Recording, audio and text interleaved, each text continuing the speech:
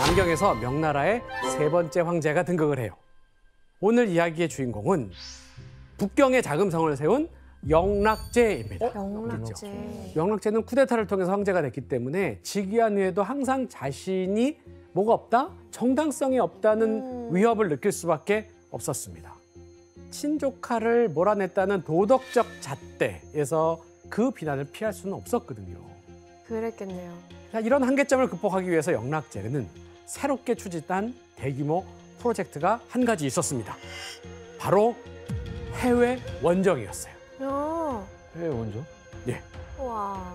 국내에서 권력이 없으니까 해외로 눈을 돌린 아니면 건가요? 뭔가 가가지고 그 전공을 더 쌓아서 그 사람들의 불만을 좀 잠재우려고 그런 거.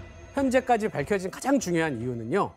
외국의 사신들을 파견해서 자신을 명나라의 황제로 공포하는 것. 아. 이게 굉장히 중요했습니다. 이는 명나라가 모든 문화와 문명의 중심이며 주변 국가들은 명나라의 권위에 종속된 오랑캐로 여겼던 당시의 세계관을 반영한 겁니다.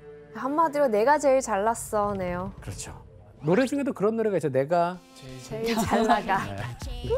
10년 전 노래입니다.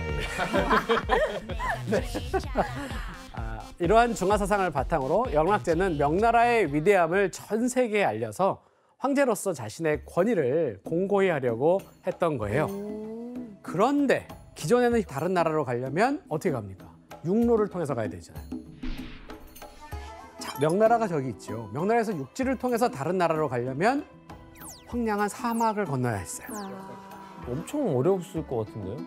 게다가 북방 오랑캐들의 영토를 지나게 되니까 약탈의 위험이 있습니다. 아, 그렇지. 아유, 속수무책이지. 그렇다면 이런 불안 요소들을 피할 수 있는 방법은 뭐였을까요? 밑으로 돌아 들어가요? 맞아요. 바로 밑으로 가는 바다를 이용하는 방법이었죠. 이 중요한 임무를 대체 누구에게 맡겨야 될까라고 하는 건 되게 중요하죠. 그래서 그쵸. 고민에 빠졌습니다. 이때 영락제가 총책임자로 선택한 인물이 바로 환관 정화였어요. 환관이었구나. 네. 자, 그러면서 느껴지는 정화의 모습, 느낌이 어떻습니까? 건강 같지가 않아요. 남자다운데 되게 맞아요. 위풍당당하고. 기골이 장대요. 정화는 겨우 10살 때 전쟁에서 포로로 잡힌 후에 강제로 거세를 당하고 환관이 되었어요. 아, 강제로? 그런데 어린 나이에 거세를 당했음에도 불구하고 일반적인 환관들과는 달리 키가 크고 보시는 것처럼 체격이 좋았다고 합니다. 심지어 키가 2m가 넘었다라는 설도 있어요. 그건 아닐 거예요. 설이죠, 설. 아니에요. 네. 자, 그럼 여기서 문제 내도록 하겠습니다. 실제 키는 몇이었을까요? 영락제가 정화를 총책임자로 임명한 결정적인 이유가 있는데요. 그 이유는 무엇이었을까요? 총책임이요? 네, 지원 씨. 정답. 네, 선생님이 힌트 다 주신 거 아닌가요? 뭔가요? 거세를 했기 때문에. 아, 거절해서 딴짓을 안 하니까. 그러니까 뭔가 이게 좀 배신할 것 같지도 않고 뭔가. 거세를 했기 때문에 아쉽죠? 오답입니다. 정답! 네, 규현 씨. 환관이어서 딴짓을 할 생각이 없잖아요. 그래서 언어 공부를 되게 열심히 했어요. 아, 언어 공부를. 언어에 좀 다 탁월했어요. 오, 공부를 네. 잘해서?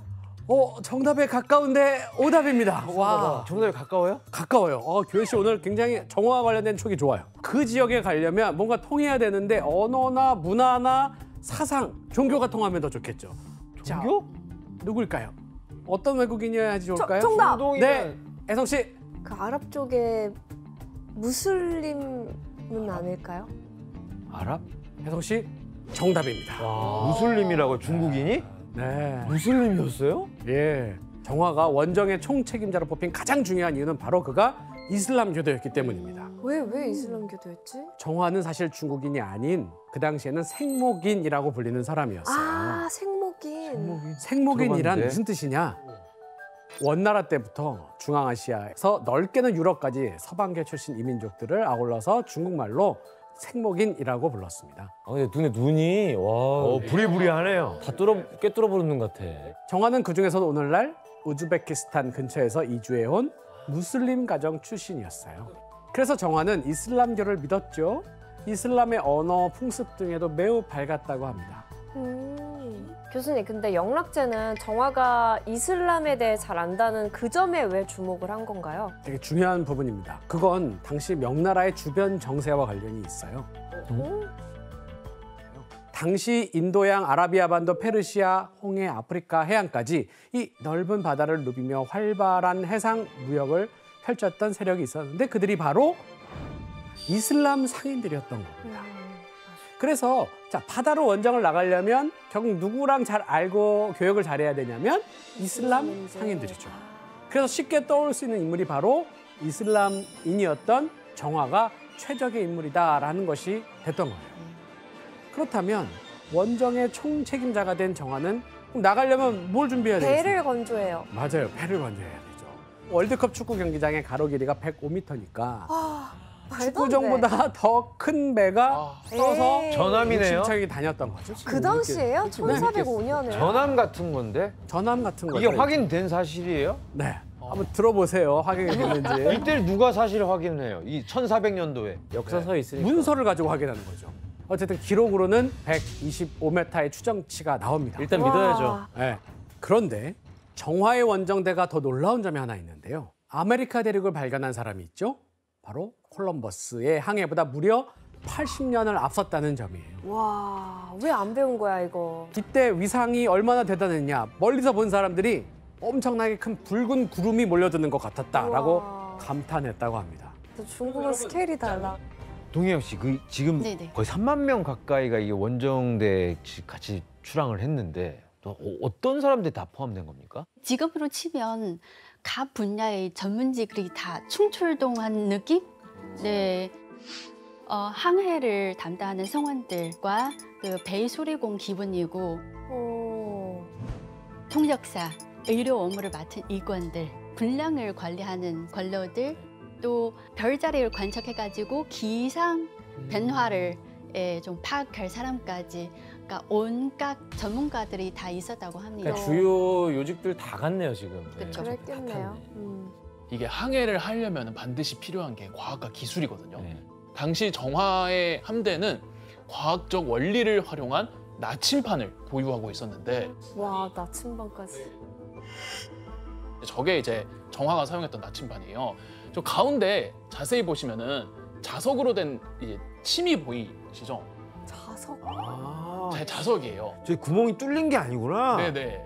그럼 진짜 저 당시에 과학적으로 항해를 했겠네요. 맞습니다. 이처럼 뛰어난 기술력과 세계사에서 전무후무한 규모를 갖춘 정화의 원정대는 지금의 베트남인 참파, 인도네시아인 팔렘방 등 동남아시아 지역을 거쳐서 인도까지 도달하게 됩니다. 우와.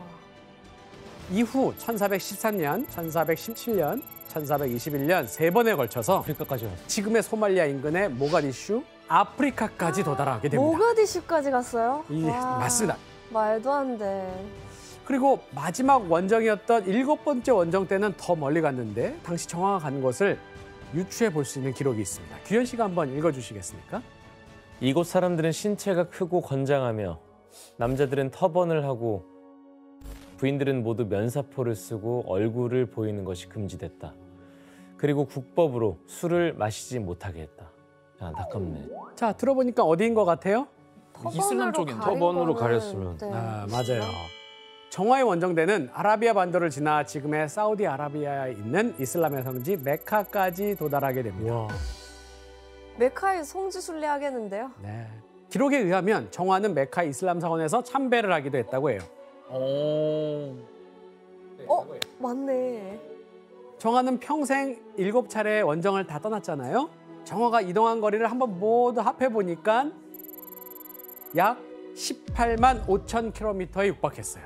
에? 지구의 둘레 한 4만 킬로미터 정도 하니까 정화는 지구를 4바퀴 넘게 도는 셈이죠. 와. 근데 옛날에 어떻게 저랬지?